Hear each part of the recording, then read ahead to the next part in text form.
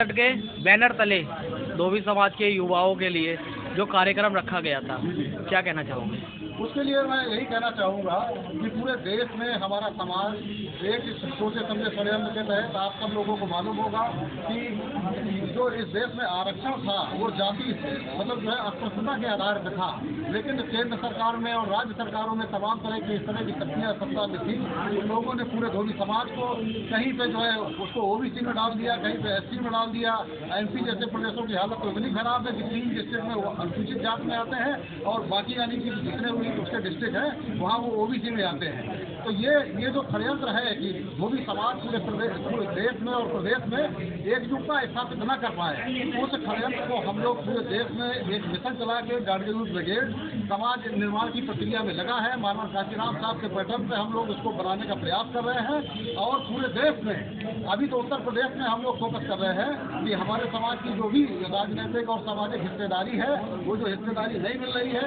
हमारे समाज के यहाँ खड़ा हुआ प्रत्येक जो अपने आप में नेता है, अपने जिले का नेता है, अपने प्रदेश का नेता है और सब लोग मिल के यहाँ से आज हम लोगों ने जो 5 सूत्री एजेंडा जो है डिसाइड किया था, उस एजेंडे से जो एक कंक्लूजन निकलेगी, जो नीतियाँ बनेंगी उसको हम लोग जमीन पर उतारेंगे और पूरे देश में धोबी समाज के वर्चस्व को स्थापित करेंगे और हमारा जो हक अधिकार है उसको हर हाल में हम लेके रहेंगे। जिस प्रकार आपने कहा कि हम श्री कांशीराम जी की तरह ही मिशन मूवमेंट लेके चल रहे हैं, ऐसे ही एक मूवमेंट कुछ वर्ष पहले भीम आर्मी एक संगठन आया था जाटव समाज का, उनने एक राजनीतिक पार्टी लॉन्च करी और आज भीम आर्मी चीफ चंद्रशेखर लोकसभा के सांसद चुने गए हैं। क्या हम मान के चले कि गार्जियन यूथ ब्रिगेड आने वाले टाइम में राजनीतिक पार्टी बना के धोबी समाज के अपने युवाओं को चुनाव लड़वाएगा और संसद भवन तक पहुंचाएगा? देखिए ऐसा है, हम सब लोग जो है बार बार कांशीराम साहब के आदर्शों पे चलने वाले लोग हैं। चंद्रशेखर भाई को हमारी बधाई को सांसद करके उन्होंने पार्टी बना ली,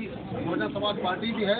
तो देखिए बहुजन आंदोलन के सिपाही होने के नाते हमारा सबको एक ही संदेश है कि हम लोग कुछ भी करें लेकिन कोशिश करें कि बहुजन पूरे देश में बहुजन आंदोलन कमजोर ना पड़े। और भले ही उन्होंने पार्टी बना ली या और जो दूसरी समाज के जो लोग हैं जिनको हक अधिकार नहीं मिल रहा है, जैसे हम लोग हैं, हम लोग भी समाज बनाने के दिशा में काम कर रहे हैं। आगे हम लोग जो है अपनी हिस्सेदारी लेने का प्रयास करेंगे।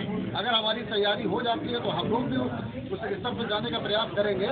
और मैं यही कहूँगा कि अब किसी के दया पे हम लोग नहीं टिकेंगे कि पता लगा हमारे लोग पार्टियों में जाते हैं, हाथ जोड़ के खड़े होते हैं, छोटे मोटे पद उनको दे दिए जाते हैं, लेकिन भागीदारी के नाम पे उनको सिंगा दिखा दिया जाता है।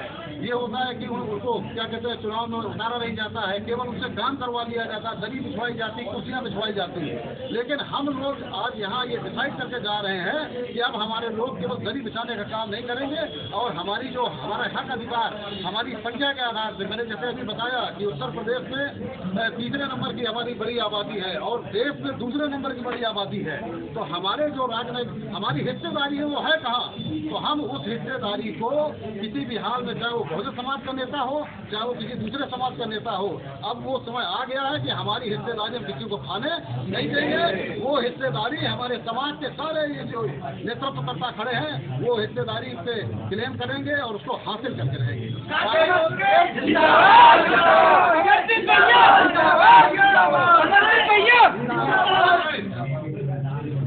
जाते जाते हमारे चैनल के माध्यम से खासकर रजक धोबी समाज के उन युवाओं से क्या कहेंगे? अमरदीप सिंह माथुर जो एक छोटे पद के लालच में हर किसी पार्टी के नेता के पीछे एक चपलूस बन के चलते हैं, उनसे क्या कहना चाहेंगे? वो देखिए ऐसा है, वो सारे भाई हमारे समाज के भाई हैं और हम उनकी कोई आलोचना नहीं करते हैं। समस्या ये है कि उनकी राजनीतिक समझ में समस्या है। कहते हैं ना कि अगर हमारे पास घर बनाने, अपना खुद का घर बनाने की क्षमता है तो हम किराए के मकान में क्यों रहेंगे? मैं उनसे अपील करता हूँ कि अपने साथ आए और हम लोग एक अपना घर बनाने का प्रयास कर रहे हैं। हम लोगों के साथ मिल के अपना घर बनाए, किराए का मकान छोड़े, क्योंकि वहाँ रोज जो मकान मालिक है उनके साथ अपमानजनक व्यवहार करता है। जब तक जरूरत होती है उनको साथ रखता है, इसके बाद साथ पार्टी मार कर देते हैं। और आज तक देखिए हमारे समाज के युवा, सारी पार्टियों में किसी का नाम नहीं लूंगा, आज अपने समाज के लिए एक टिकट नहीं दिलवा सकते, एक हिस्सेदारी नहीं दिलवा सकते। अगर यकीन ना हो तो उससे जरा कह के देखिए। हमने सारी पार्टियों में देखा है कि केवल हमारे लोग वहाँ बिरादरी का वोट ट्रांसफर करवाते हैं, लेकिन तो उनके अंदर इतनी हिम्मत नहीं है कि जिस नेता के पीछे वो काम कर रहे हैं अपने समाज की हिस्सेदारी के लिए आवाज उठा सकें।